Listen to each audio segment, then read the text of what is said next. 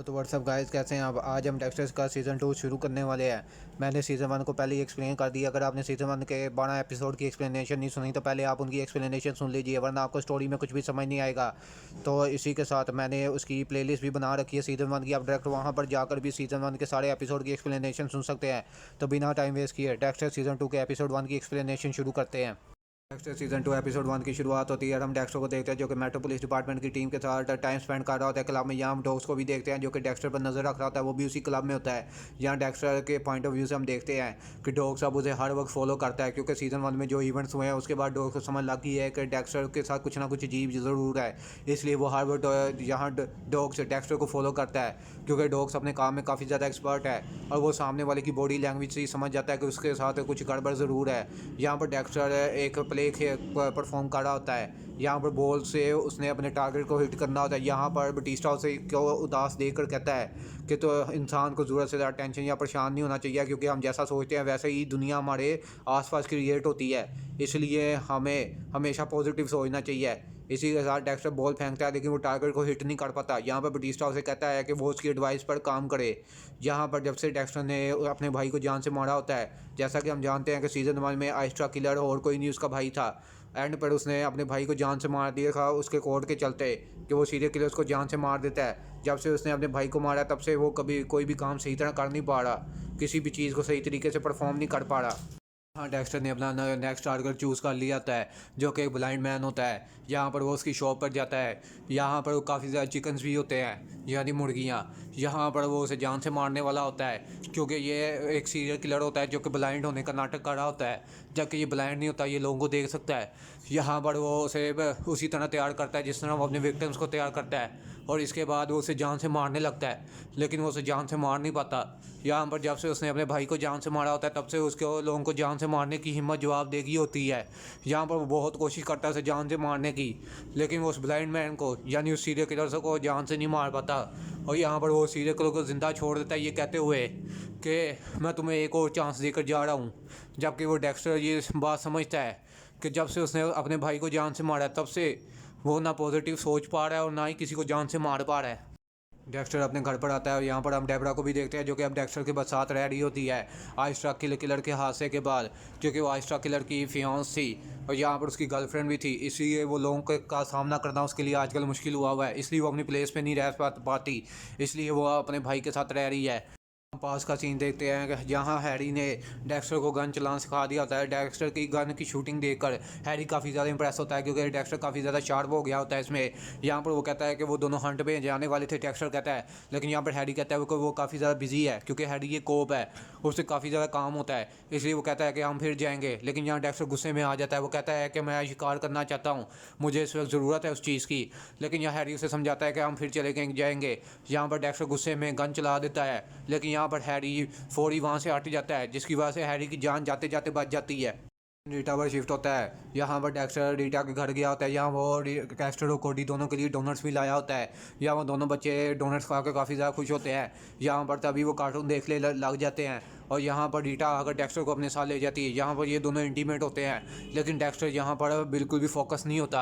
यहाँ पर वो रीटा से कहता है कि वो ज़रा काम में बिजी है, और यहाँ पर रीटा भी उसे फोर्स नहीं करती, क्योंकि वो भी उसके साथ प्यार करती है और वो भी उसके हर मुश्किल वक्त में उसका साथ देना चाहती है, क्योंकि पॉल के बाद उसी ने उसका ख्याल रखा है। यहाँ पर सीन मेट्रो पुलिस डिपार्टमेंट में शिफ्ट होता है। यहाँ डेबरा को देखते हैं जो कि 6 हफ्ते के बाद मेट्रो पुलिस डिपार्टमेंट में आई होती है। सीज़न 1 में आइस्ट्रा किलर के हादसे के बाद वो 6 हफ्ते उसे लगे होते हैं उस हादसे से निकलने में। जब उसे ये पता चला होता है कि उसका बॉयफ्रेंड एक आइस्ट्रा किलर यानी एक सीरियल किलर था, यहाँ पर मरिया को आकर हक कर लेती है, जो कि ये बात काफ़ी ज़्यादा ऑकवर्ड लगती है मरिया को, क्योंकि डेबरा कभी भी उसके साथ इस तरह बिहेव नहीं करती थी। यहाँ तभी नई लेफ्टिनेंट उसे बुलाती है। नई लेफ्टिनेंट कहती है कि तुम यहाँ पर डेबरा का भी ख्याल रखो, और यहाँ पर वो उसे कहती है कि उसे भी फील्ड पर लेके जाओ, यानी क्राइम सीन पर अगर कोई क्राइम होता है। लेकिन यहाँ मरिया कहती है कि डेबरा अभी बहुत बड़े ट्रॉमा से गुजरी है, तो अभी हमें उसे ड्यूटी पे ज्वाइन नहीं करने देनी चाहिए, उसे थोड़ा वक्त लगता रहेगा उसे ठीक होने में, पूरी तरह रिकवर होने में। इसलिए हमें चाहिए कि उसे थोड़ी देर के लिए छुट्टियां दे दे, यानी उसे थोड़ी देर के लिए फील्ड और क्राइम सीन दोनों चीज़ों से दूर रखें। यहाँ नई लेफ्टिनेंट कहती है कि उसने सारे टेस्ट दोबारा पास कर लिए हैं, और यहाँ पर हम सब हाई मैनेजमेंट का यही कहना है कि वो आराम सुकून से फील्ड पर सर्वाइव कर सकती है, और यहाँ पर इसलिए न्यू लेफ्टिनेंट की बात मरिया को माननी पड़ती है। यहाँ पर न्यू लेफ्टिनेंट कहती है मरिया से कि मैं काफ़ी ज़्यादा खुश हूँ कि तुम मेरी बात सुनती हो, तुम मेरे ऑर्डर्स लेती हो, जबकि तुम कभी खुद लेफ्टिनेंट हुआ करती थी। यहाँ पर वो मरिया के प्रोफेशनलिज्म की तारीफ़ करती है। डेक्स्टर पर शिफ्ट होता है जो कि क्राइम सीन पर आया होता है मेट्रो पुलिस डिपार्टमेंट की टीम के साथ, जिसमें डॉक्टर बटिस्टा और मसूका भी होते हैं। जहां पर एक यंग लड़के को किसी ने जान से मार दिया होता है। जहां डेक्स्टर उसके क्राइम सीन को देख रहा होता है और ब्लड के पैटर्न को समझ रहा होता है कि इस लड़के को किस तरह जान से मारा गया होगा। यहाँ दूसरी तरफ हम डेबरा को देखते हैं जो कि एक ओल्ड अंकल से यहाँ की थोड़ी इन्फॉर्मेशन ले रही होती है, लेकिन तभी पीछे खड़े लोग उसे मिसिस आइस्ट्रा किलर कहते हैं। यानी वो आइस्ट्रा किलर की फाइनेंस थी, यानी फियोंसे थी। और यहाँ पर वो दोनों आपस में प्यार भी करते थे, लेकिन तब डेबरा को ये नहीं पता था कि उसका बॉयफ्रेंड एक आइस्ट्रा किलर है।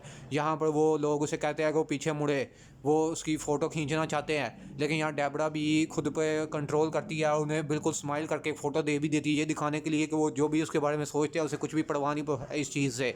यहाँ पर मरिया आती है, उसे लगता था कि डेबरा भी कुछ ना कुछ कर देगी, लेकिन यहाँ उसने कुछ नहीं किया होता। यहाँ फाइनली मरिया को भी बिलीव हो जाता है कि डेबरा ड्यूटी के लिए बिल्कुल रेडी है। यहाँ दूसरी तरफ हम देखते हैं एक औरत जिसका नाम ईवा है, वो भागते हुए डेक्स्टर के पास आती है। यहाँ हमें पता चलता है कि जो लड़का मरा है वो ईवा का बेटा था। यहाँ पर डेक्स्टर को दूसरी लैंग्वेज में कुछ कहकर जाती है जो डेक्स्टर को समझ नहीं आता। यहाँ पर बटिस्टा उसे आकर बताता है कि वो उसे डेक्स्टर को बता रही थी कि वो उसका बेटा है जो मरा है। और यहाँ वो डेक्स्टर से चाहती है कि लिटल चीनो ने, यानी वो किलर का नाम भी बता देती है कि लिटल चीनो ने मेरे बेटे को जान से मारा है।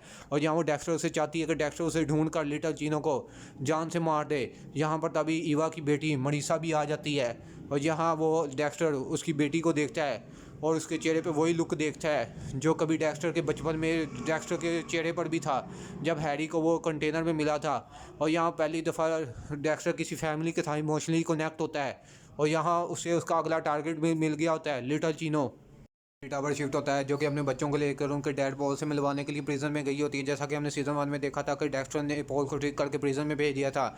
यहाँ पर पॉल अपने बच्चों से मिलकर काफ़ी खुश होता है, यहाँ उनके साथ टाइम स्पेंड कर रहा होता है, लेकिन तभी टाइम खत्म हो जाता है उनके मिलने का। यहाँ से उसके बच्चे चले जाते हैं। यहाँ पर पॉल अपनी वाइफ जो एक्स वाइफ रीटा से बात करता है, वो उसे कहता है कि बेशक हमारा डिवोर्स हो गया है, लेकिन मैं दोबारा जो प्रिजन में आया मुझे फ्रेम किया डेक्स्टर ने। लेकिन रीटा अभी भी उसकी ये बात नहीं मानती। यहाँ पर वो उसे पूछता है क्या उसे वो जूता मिला है उसका। यहाँ पर रीटा को उसका वो जूता मिल गया होता है, लेकिन यहाँ पर वो उसके सामने कह देती है कि उसके पास कोई भी जूता नहीं है। इन मेट्रो पुलिस डिपार्टमेंट में शिफ्ट होता है। यहाँ पर ईवा और उसकी बेटी मनीषा को लाया जाता है स्टेटमेंट के लिए, लेकिन तभी यहाँ लिटल चीनो को भी लेके आया जाता है। यहाँ लिटल चीनो काफ़ी ज़्यादा हेल्थी होता है, डॉग्स उसे लेकर आता है। और यहाँ पर डेबरा और डेक्स्टर दोनों उसे देखकर काफ़ी ज़्यादा शौक हो जाते हैं। यहाँ पर डेबरा डेक्स्टर को बताती है कि इस पर 9 लोगों को मारने का इल्ज़ाम है, लेकिन कभी भी इसके खिलाफ कोई प्रूफ नहीं मिला। 2 दफ़ा इसे अरेस्ट भी किया गया, लेकिन जब कोई विटनेस इसके खिलाफ टेस्टिफाई करने आता था तो उसे पहले ही मार दिया जाता था, इसलिए ये अब तक लॉ से बच चुका है। यहाँ डेक्स्टर को उसका अगला टारगेट कंफर्म हो जाता है क्योंकि ये उसके कोड से मैच करता है, क्योंकि लिटल चीनो एक सीरियल किलर है जो 9 से भी ज़्यादा लोगों को जान से मार चुका है। क्योंकि पहले उसने 9 लोगों को जान से मारा था और अब उसने 10वें आदमी को भी जान से मार दिया जो कि ईवा का बेटा था।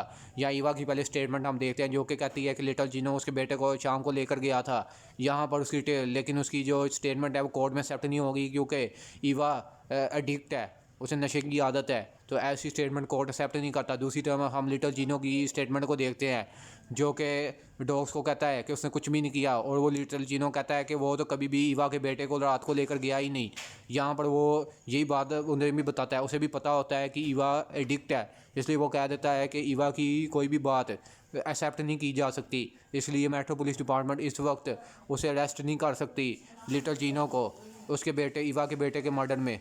डेक्स्टर ने लिटल चीनो को मारने की पूरी तैयारी कर ली होती है। सबसे पहले वो रीटा से फ़ोन करके कहता है कि वो उसके साथ टाइम स्पेंड नहीं कर सकता। यहाँ पर उसने रीटा के साथ टाइम स्पेंड करने के लिए कहा था, लेकिन यहाँ पर उसका प्लान आज रात कुछ और है, इसलिए वो कहता है कि वो डेबरा को उसके साथ भेज देगा। यहाँ पर वो डेबरा को कहता है कि वो रीटा के साथ थोड़ा टाइम स्पेंड कर जाकर करे। यहाँ डेबरा पहले ही अपनी लाइफ से काफ़ी ज़्यादा बोर होती है, इसलिए वो डेबरा के साथ टाइम स्पेंड करने के लिए मान जाती है। यहाँ पर डेक्स्टर जैसे ही जा रहा होता है तो रास्ते में से डॉग्स मिलता है, क्योंकि डॉग्स हर वक्त उस पर नज़र रखता है और ये डेक्स्टर के लिए ठीक नहीं, क्योंकि डेक्स्टर ने आज लिटल चीनो को जान से मारना है, इसलिए वो उसे कहता है डॉग्स को कि दोबारा खेलने के लिए जा रहा है। यहाँ पर डेक्स्टर की ये बात सुनकर डॉग्स यही सोचता है कि इसका पीछा करने का कोई फ़ायदा नहीं आज, इसलिए वो वहाँ से चला जाता है। और यहाँ डेक्स्टर काफ़ी ज़्यादा स्मार्ट है, वो डॉग्स को ट्रिक कर वहाँ से भेज देता है। दूसरी तरफ मेट्रो पुलिस डिपार्टमेंट में सीन शिफ्ट होता है। यहाँ पर हम नई लिeutenant को देखते हैं जिससे मिलने उसका फियांसे आया होता है, लेकिन यहाँ पर वो उसकी बात नहीं सुनती, उसे वहाँ से भगा देती है। यहाँ पर मरिया भी उनकी बात सुन रही होती है। यहाँ पर न्यू लिeutenant मरिया को बताती है कि उसका फियांसे वो उसके फियांसे को काफ़ी ज़्यादा पसंद करती थी, लेकिन बाद में उसने उसको किसी और लड़की के साथ देखा, उसके बाद वो उसने उसे छोड़ दिया है। या मरिया को न्यू लिeutenant के लिए बुरा लगता है। जब नई लिeutenant नए डिपार्टमेंट में आई थी तो मरिया को ये लगा था कि वो उसकी जॉब खाने के लिए आई है, लेकिन अब इन दोनों के बीच में काफ़ी ज़्यादा अच्छी फ्रेंडशिप हो गई है। और शिफ्ट होता है जो कि पॉल से बात कर रही थी। यहाँ पॉल कहता है कि उसका वकील कल अपील करने वाला है उसकी रिहाई की, तो इसलिए यहाँ पर वो रीटा से कहता है कि अगर उसे उसका जूता मिला है तो उसे बता दे। या रीटा से फाइनली बता देती है उसे उसका जूता कब का मिल चुका है, लेकिन वो उसे कहती है कि वो उसका वकील अगर घर पर आएगा तो उसके सामने यही कहेगी उसे उसका जूता नहीं मिला, क्योंकि वो डेक्स्टर को खोना नहीं चाहती। डेक्स्टर के साथ उसका काफ़ी ज़्यादा हेल्दी रिलेशनशिप है। यहाँ पर वो पॉल को साफ मना कर देती है। पॉल गुस्से में काफ़ी ज़्यादा आ जाता है और यहाँ वो गुस्से में फ़ोन को भी पटक देता है, क्योंकि प्रिजन की लाइफ काफ़ी ज़्यादा टफ होती है और पॉल इस दफ़ा बगैर किसी कसूर के प्रिजन में आया है।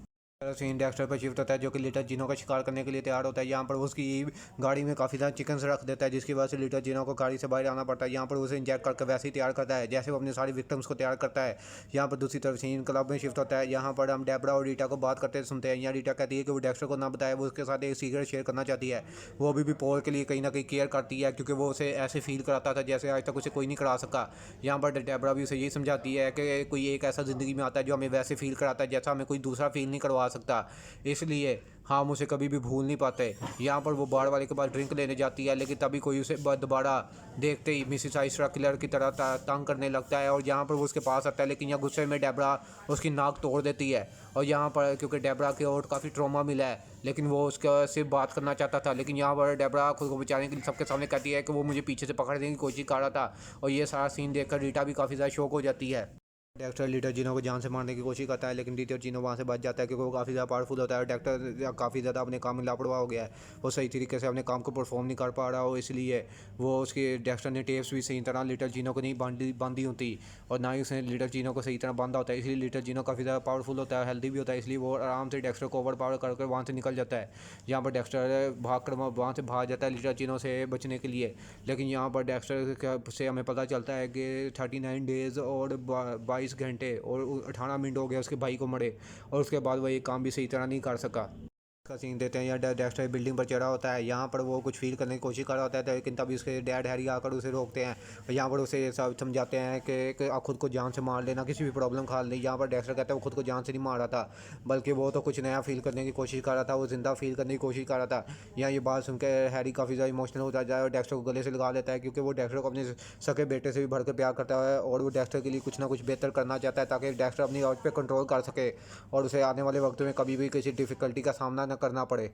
हाँ, प्रेजेंट टाइम में देखते हैं जहाँ रीटा पॉल को डेक्स्टर को बताती है कि पॉल मर चुका है। यहाँ पर जैसे ही रीटा ने पॉल को कहा होता है कि वो उसकी कोई भी हेल्प नहीं करेगी डेक्स्टर के खिलाफ जाने में, यहाँ पर पॉल गुस्से में आकर प्रिजन में कैदी के साथ लड़ जाता है और यहाँ उन दोनों की लड़ाई इतनी बुरी होती है कि पॉल मारा जाता है। यहाँ पर वो रीटा ये सोच रही होती है कि उन्हें बच्चों को कैसे बताएगी कि उनके डैड अब जिंदा नहीं रहे। यहाँ रीटा जानती है कि इसमें उसकी भी गलती है, उसे पॉल का साथ देना चाहिए था, वो उसे बचा सकती थी, उसकी मदद कर सकती थी, लेकिन उसके गुस्से ने उसे कुछ भी सोचने ना दिया कि वो उनके बच्चों का डैड है। अगर उसे कुछ हो जाएगा तो उनकी मैरिज पर अब जो अब बची नहीं, लेकिन उनकी फैमिली पर कितना बुरा इफेक्ट होगा। या डेक्स्टर यही कहता है कि तुम इसमें कुछ नहीं कर सकती थी, इसमें हमारी कोई गलती नहीं, पॉल अपनी वजह से प्रिजन में गया। यहाँ पर रीटा कहती है कि सचमुच, यहाँ पर क्योंकि रीटा जानती है कि डेक्स्टर ने उसे फ्रेम करके बेचा था, लेकिन यहाँ पर काफ़ी ज़्यादा इमोशनल होती है रीटा, इसलिए वो उसे कुछ भी नहीं बताती कि उसे सच का पता है। यहाँ पर डेक्स्टर रीटा को कंफर्ट करता है। यहाँ पर डेक्स्टर अपने घर पर आता है, यहाँ डेबरा भी होती है, डेबरा न्यूज़ चलाती है और यहाँ पर दोनों डेक्स्टर और डेबरा देखते हैं कि ओशन में से काफ़ी बॉडी बैग्स मिले होते हैं, काफ़ी ऐसे बैग्स मिले होते हैं जिनमें बॉडीज़ होती हैं डिफरेंट लोगों की।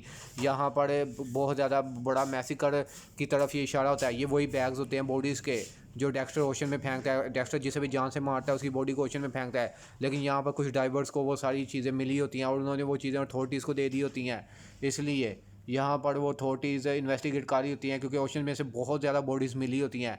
और ये देख कर डेक्स्टर समझ जाता है कि उसके लिए प्रॉब्लम खड़ी हो सकती है, जो कि उसने ओशन में जितनी बॉडीज डंप किया है इसकी वजह से लोगों को बॉडीज मिल गई हैं। यानी एक तरफ इशारा है कि कोई किसी भी किलर अभी भी है जो इतने लोगों को जान से मार रहा है, जो आइस ट्रक से भी ऊपर है, और वो और कोई नहीं डेक्स्टर ही है। यहाँ डेक्स्टर इतनी ज़्यादा अपने बॉडी क्राइम सीन्स की सबूत देखकर अपने दिल पर हाथ रखता है, उसकी दिल की धड़कन काफ़ी ज़्यादा बढ़ जाती है। उसी बेहतरीन सस्पेंस के साथ डेक्स्टर सीजन 2 का एपिसोड 1 खत्म हो जाता है। मैं बहुत जल्दी इसके एपिसोड 2 की एक्सप्लेनेशन के साथ आऊँगा। Till then see you.